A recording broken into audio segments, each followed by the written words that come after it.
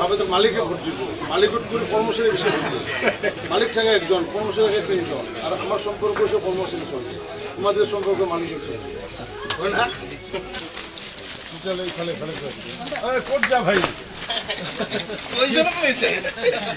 কি নাম? রঞ্জিত লোক পাইছো, মানে 1200 মান রঞ্জিতে লোক পাইছো। ঘর করে ঠিক আছে, ঠিকই আছে না? ফুল না থাকে কি চিহ্নটা কি আমার কুসুম, চিহ্নটা কি আমাদের ভোট দেওয়ার চিহ্নটা? ট্র্যাক্টর থাকবে, এই যে এই ছবি ট্র্যাক্টর প্রথম কোনোর জায়গা ট্র্যাক্টর থাকবে, দিল মোদি ভোট পাবো আর হেড দিল মোদি ভোট পাবো। আমাদের অ্যালায়েন্স বিজেপি আর ইউপিপি ভোটটা এই জায়গায় দিলে কমলে দেওয়া হয়ে গেল, বুঝছো না? নাঙল দেবে নাকি?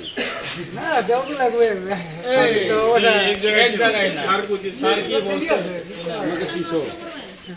মিনিস্টার মিনিস্টার আসামের মিনিস্টার উনি রেশন দেওয়ার মালিক। কি ভালো একদম আছে কোনো রকম চিনছেন শাহরুখ চিনি পাইছে না? চিনছেন? ও রঞ্জিত দাস আমাদের আসামের মিনিস্টার, রেশন বিভাগের মালিক। এবার আমাদের পদ্ম ফুল তো থাকবে না, এটা অ্যালায়েন্স হচ্ছে আমাদের সঙ্গে, ট্র্যাক্টরের সঙ্গে, ট্র্যাক্টরে। হ্যাঁ আছে গা, আগত তো আমার সরকার নাছিল না লিস্ট আইছিল হ্যাঁ, লিস্ট আইছিল ঘর পাকা ঘর আছে নাকি? পাকা আগত আছিল গোহালি ঘৰটো দেখাই দিব লাগিছিল। নহয় মই পি এম ৱাই পোৱা নাই। মেম্বাৰো আছিল ল'ব পৰা নাই নিজক। যেতিয়া মই ছিলো তেতিয়া এইবিলাক ছাৰ্ভে কৰিছোঁ, কিন্তু মোৰটো কাটি দিছে। কিহৰ কাৰণে কাটিছে মই নাজানো। তেতিয়া তেতিয়া সেই আছিল নেকি মানে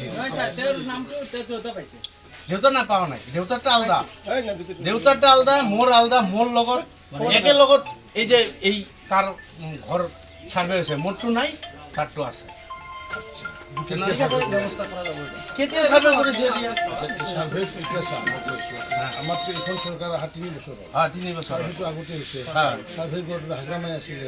ছাৰ্ভেটো কৰিছোঁ, কিন্তু ময়ে ছাৰ্ভে কৰিছোঁ, মেম্বাৰ আছিল কিন্তু মোৰটো কাটি দিছে। কেনেকৈ কাটোতে কেতিয়া কাটলা? কেতিয়া মোৰ তাত লিষ্ট আছে, এতিয়া কাটা নাই না কাটা হাজৰামাই না না না এতিয়া নাই। মোৰ মেম্বাৰ, সিহঁতৰ মেম্বাৰ মোৰ ঘৰত গৈছিল, যাৰ পিছত কাগজ খুঁজছে, মই কাগজ দিছোঁ, তাৰপিছত মোৰ নামটো আহা। মেম্বাৰে কাটিব পাৰে নেকি? তই কেইটা কাটিছে এইটো কওঁ। মেম্বাৰে কাটিব পাৰে নেকি? মেম্বাৰে কাটা নাই, মই নাজানো কোনে কাটছে, কিন্তু মোৰ ঘৰটো পোৱা নাই। মই চেলুন কাম কৰি খাওঁ, মই গৰীব মানুহ। তোৰ দামটো কাটছে বিপিএফে কাটছে না? বিপিএফ কাটা নাই, বিপিএফ কেনেকৈ কাটিব? কাই কাটা তেতিয়া? এতিয়া কিয় কোনে কাটিলে মইতো নাজানো। 50 বিঘাৰ খাজনা দিব লাগে, এই নামটো কিয় কাটা নহয়? বেলেগ ডিষ্ট্ৰিক্টতো হৈ আছে, হৈ আছে, এইটো হোৱা নাই নেকি? হোৱা নাই। আমাৰ বিটিআৰ সমস্যা বাটোৱাৰাটো হোৱা নাই। হোৱা নাই। মাটিটো কি পাতি? মেটি পাইছা নেকি? এইবাৰ যে কি দাম দিছে, বসুন ধৰব নাকি? কাম নহয়, কাম নহয়। চাওক, মই পূৰ্বৰ পৰাই যেতিয়া মই ৰাজ্যিক সভাপতি যে দায়িত্বত আছিলোঁ, তেতিয়াও মই ব্যৱসায়ীসকলৰ তাত যাওঁ আৰু দোকানদাৰীসকলৰ তাত এইকাৰণে যাওঁ যে ৰাজনৈতিক সভাবোৰত মানে আমাৰ ব্যৱসায়ীসকলে দোকানদাৰীসকলে যোৱাৰ সুযোগ নাপায়। গতিকে সেইকাৰণে মই অসমৰ বিভিন্ন প্ৰান্তত এই দোকানীসকলক মাত লগাওঁ, আৰু আজি এই গৰুখেলা বজাৰত এতিয়া দোকানীসকলক মই মাত লগাইছোঁ। এইবাৰ যিহেতু আমাৰ পদুম ফুল নাথাকে কোকৰাঝাৰত, ট্ৰেক্টৰ, সেইকাৰণে অলপ বুজাবলগীয়া হৈছে মানুহক, আৰু সেইকাৰণে প্ৰতিটো দোকানতে গৈ পেলাই এইটো অনুৰোধ কৰিছোঁ যে মিত্ৰজোঁটৰ প্ৰাৰ্থী যাতে জয়ন্ত বসুমতাৰীক গৈ পেলাই যাতে ভোট দিয়ে, আৰু জয়ন্ত বসুমতাৰীক ভোট দিয়া মানে অধিক ভোট দিয়া, আৰু ট্ৰেক্টৰক ভোট দিয়া মানে পদুম ফুলক ভোট দিয়া। আৰু সেই তেনেকুৱাকৈ কাৰ্যসূচী ইতিমধ্যে শ্ৰীৰামপুৰতো কৰিছোঁ। আজি আবেলি ভাগত কোকৰাঝাৰৰ প্ৰতিখন দোকানতে মাত লগাম, আৰু তাৰ আগে আগে মই গৰুখেলা বজাৰত আজি দোকানীসকলক মাত লগাইছোঁ, আৰু দোকানীসকলৰ যিটো ৰেছপন্স, সেই ৰেছপন্সটো মই ভাল পাইছোঁ। সকলোৱে ইতিমধ্যে মোদী ডাঙৰক ভোট দিয়াৰ কাৰণে মানসিকভাৱে সিদ্ধান্ত লৈছে। ইমান মানে বোকাত মিছা এটা কথা, আমাৰ মানুহ বিবেকবান মানুহ, গতিকে আমাৰ এই কোকৰাঝাৰে হওক বা অসমৰ মানুহকেইটা মিছা কথা কৈ পেলাই মই আজি এটা গেৰাণ্টি দিলোঁ যে দিলীপ শইকীয়া ডাঙৰীয়াক ভাৰতীয় জনতা পাৰ্টিৰ কাৰ্যকৰ্তাই যিমান লাগিছে তাতকৈ অধিক মানে দেহে কেহে জানে প্ৰাণে লাগিছে ইউপিপিএলৰ কাৰ্যকৰ্তাসকলে। ঠিক অনুৰূপভাৱে কোকৰাঝাৰ সমষ্টিত UPPলে যিমান লাগিছে তাতকৈ বেছি জানে প্ৰাণে দেহে প্ৰাণে লাগিছে বিজেপিৰ কাৰ্যকৰ্তাসকলে। এইকাৰণে লাগিছে যে তাত যিহেতু UPPলে সকলে দেহে কেহে বিজেপিতকৈ বেছি ভাল কাম কৰিছে ওদালগুৰিত। আৰু সেইকাৰণে আজি আমি যে ইয়াতে আহিছোঁ, মই আজি বজাৰত যে আহিছোঁ, মই মন্ত্ৰী এজন হৈ পেলাই কিয় আহিছোঁ যে UPPলৰ প্ৰতি মই তেওঁলোক ধন্যবাদ জনোৱাৰ কাৰণে। কাৰণ কিয় আমি তাত যিহেতু আমি জিকিম, তাত যে জিকিম আমি UPPলৰ কাৰণে জিকিম তাত। আৰু মই এইটো কথা আজি ক'লোঁ, গেৰাণ্টি দিলোঁ মই যে আমি অতি কমেও 3 লাখ ভোটত আমি দিলীপ শইকীয়া ডাঙৰে জিকিব। মূল যুঁজখন কাৰ কাৰণে? মূল যুঁজটো মানে আমাৰ কোকৰাঝাৰত মূল যুঁজ কাৰো লগত নহ'ব, এইটো একদম সঁচা কথা। মই কেতিয়াও মিছা কথা নকওঁ ৰাজনৈতিকভাৱে। আৰু মই যি কৈছোঁ মিলিও আহিছে। পূৰ্বতো মই কৈছিলোঁ কিমান বিধানসভাত লোকসভাৰ সময়ত কিমান কি পাম, সেইটোও মিলি আহিছিলে। মই এইবাৰ কৈছোঁ যে কোকৰাঝাৰত মানে কণ্টেষ্টটো নহ'ব কাৰো লগত। তাৰমানে আপুনি যদি এতিয়া 70 পায়, 75 পায়, মই যদি 30 পাওঁ, সেইটো কণ্টেষ্ট হ'বলৈ নকয়। এতিয়া আপুনি যদি 75 পায়, মই যদি 70 পাওঁ, সেইটো কণ্টেষ্ট হ'ব।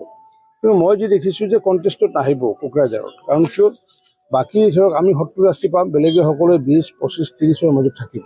কিন্তু কণ্টেষ্টটো কাৰো লগত নহ'ব।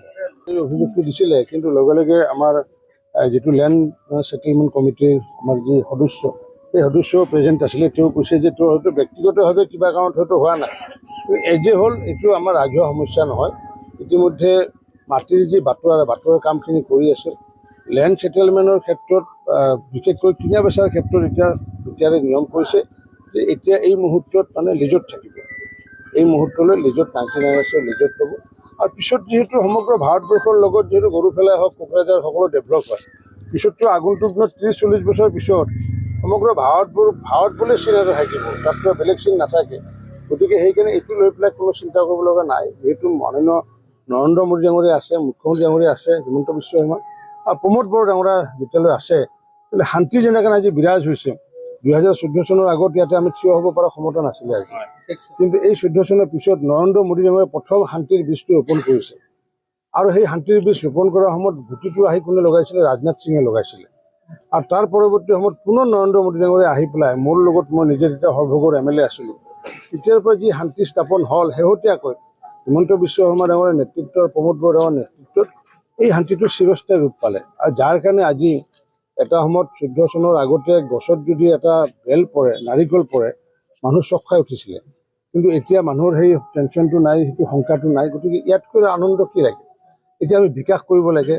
এতিয়া আমাৰ গৰুফেলা বজাৰত আমাৰ ড্ৰেইনেজ ছিষ্টেম কৰিব লাগিব। এইখন বজাৰ প্ৰায় মৰি আহিছে, মৃতপ্ৰায় অৱস্থা হৈছে। ইয়াক যদি পুনৰুজ্জীৱিত কৰিব পাৰোঁ, তাৰ কাৰণে প্ৰচেষ্টা চলাব লাগিব। আৰু এই প্ৰচেষ্টা কেতিয়া চলাব পাৰিম? যেতিয়া আমি সকলোৱে ঐক্যবদ্ধভাৱে কাম কৰিম। গতিকে যিহেতু শান্তি স্থাপনা কৰিছোঁ আমি, এতিয়া প্ৰগতি আমি কৰাৰ আমাৰ সকলোৰে নৈতিক দায়িত্ব। আৰু যেতিয়ালৈ মোদী ডাঙৰীয়া থাকিব, হিমন্ত বিশ্ব, প্ৰমোদ বড়ো থাকিব, তেতিয়া নিশ্চিত ওপৰত প্ৰগতি আহিব।